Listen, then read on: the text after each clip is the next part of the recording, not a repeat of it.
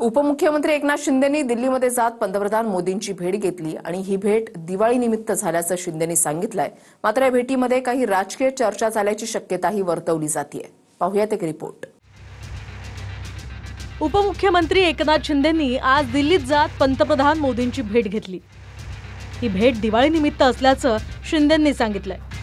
तर या भेटीत राज्यातल्या विकास कामांसंदर्भात चर्चा झाल्याची माहितीही शिंदेंनी दिली आहे। मुलाकात के दरमियान महाराष्ट्र के डेवलपमेंट के बारे में भी चर्चा हुई। खुश थे महाराष्ट्र में जो पिछले 3 सालों से जो डेवलपमेंट हो रही है उसको लेकर, कामों के बारे में जो अभी बाढ़ परिस्थिति जो निर्माण हुई है उसके बारे में भी उनको अवगत किया। उनको पता था सब, और भारी बड़ा संकट है किसानों के ऊपर, महाराष्ट्र सरकार को के साथ में किसानों के है। नेहमी जेव्हा जेव्हा भेटल्यानंतर मला एक आनंद होतो आणि त्यांना भेटल्यानंतर एक NDAचा प्रेरणाही मिळते। मोदी साहेबांकडून नेहमीच शिवसेनेला देखील आदराचं स्थान मिळत आलेलं आहे। NDAचे नेते म्हणून तर आहेत, परंतु एक कुटुंबातला कुटुंब प्रमुख असं देखील एक जी काही भावना आहे ती देखील आमच्या मनामध्ये आहे। आणि बाळासाहेबांच्या आठवणींना देखील त्यांनी उजाळा दिला। स्थानिक स्वराज्य संस्थांच्या निवडणुका तोंडावर येऊन ठेपल्यात, त्यामुळे शिंदेंचा दिल्ली दौरा महत्त्वाचा मानला जातोय। शिंदेंच्या दिल्ली दौऱ्यावर विरोधकांनी मात्र टोले लगावलेत। देखिए, बात ऐसी है, ये उनका इंटरनल मामला है। अमित शाह उनके पार्टी के प्रमुख है। एकनाथ शिंदे की जो पार्टी है उसके पार्टी के चीफ अमित शाह है, तो भागकर उनके पास ही जाएंगे ना।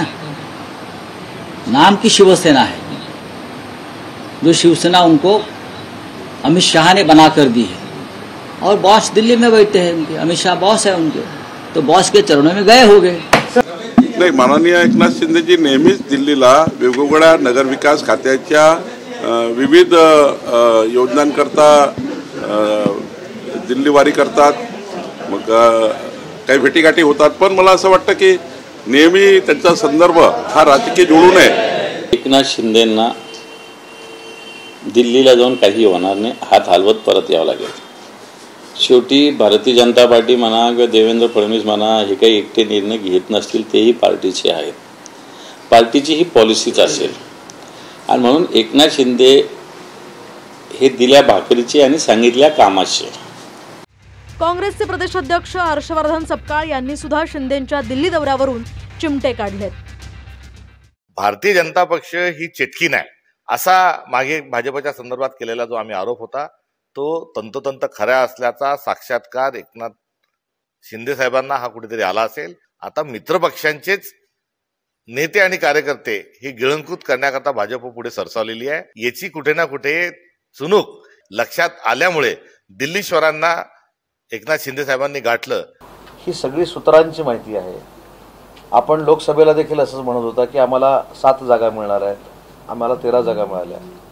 विधानसभेला देखील आपण सूत्रांकडून माहिती घेतल्यानंतर असं म्हणत होतं की आम्हाला 50 ते 60 जागा मिळणार आहेत, आम्ही 81 ठिकाणी लढलो।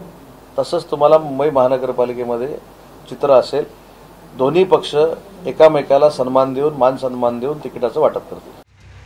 मोदींसोबतची भेट ही दिवाळीनिमित्त असल्याचं शिंदेंनी सांगितलं। मात्र या भेटीत राजकीय चर्चा झाल्याची शक्यताही नाकारता येणार नाही। Bureau report, TV9 Marathi.